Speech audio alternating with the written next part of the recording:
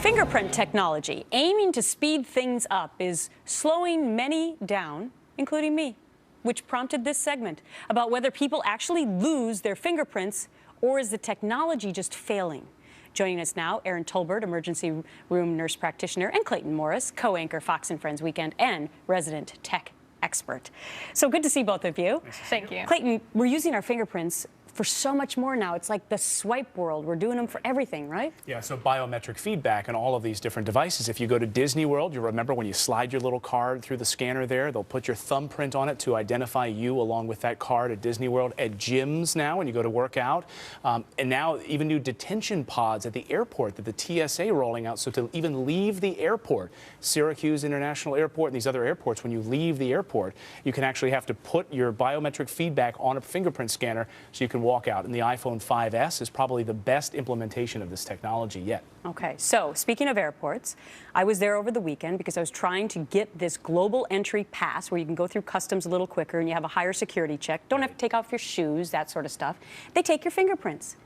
And my children were horrified to find out that mommy has no fingerprints, according to the TSA. Now, here are my fingers right here, Erin. You are a nurse practitioner. The woman that was doing my fingerprints, she kept doing them and doing them and doing them. On a scale of 1 to 20, 20 being bad, I was a 19 on my fingers. What happened to me? Well, Gretchen, there are actually a few ways you can lose your fingerprints over time.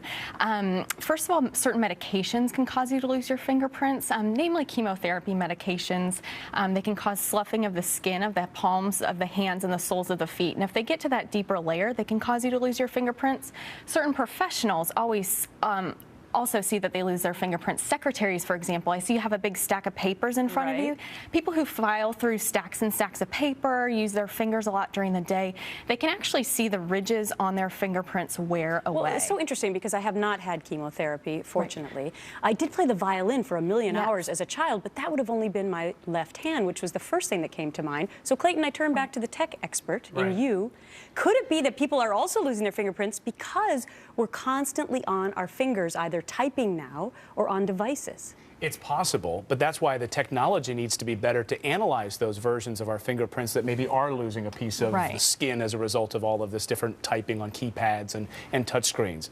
And so I think when we knew that Apple was going to roll out this Touch ID on the iPhone, and people are saying, I hope it's better than all the other garbage that's out there right now, these ThinkPads, you know, those laptops, they never analyzed your finger properly. So my question was, you would think that the TSA would have the best technology for fingerprints, because we're talking about national, international security here, right? Right. So could it be that their device is just not up to snuff and I actually do have fingerprints? It certainly could. A lot of devices only read the surface of the skin, but your fingerprints are actually coated much deeper. There's things called papillae underneath the skin, which are actually internal ridges in your fingers, and those are what forms the pattern for your fingerprints. And so if you can get a device that reads deeper into those layers of the skin, you can have more success, especially with people who've lost their superficial fingerprints. When you sign into the iPhone for the first time, you're having to touch it 10 different ways, so it's analyzing every angle of your finger. And this is just one layer of security. In the next few years, you're going to see retinal scan technology, face recognition technology. Wish they would have had that one, Clayton. I think I have a retina. Well, they have Clear, right? That's one of the ways you walk through the airport, is that whole program that scans your retina. Well, so I said to the woman, I shouldn't have said this, but I said, oh, I can become a burglar now, of which my daughter then cried. Mommy's a burglar. I'm like, no, actually, I'm just kidding. So that's how you've been managing to get rid of your fingerprints? Well, I've never been fingerprinted before, and now I find out I don't have them. But it's an interesting discussion in light of the fact that we're using them for so much. Clayton and Erin, thanks so much for your time. Thank you, Gretchen.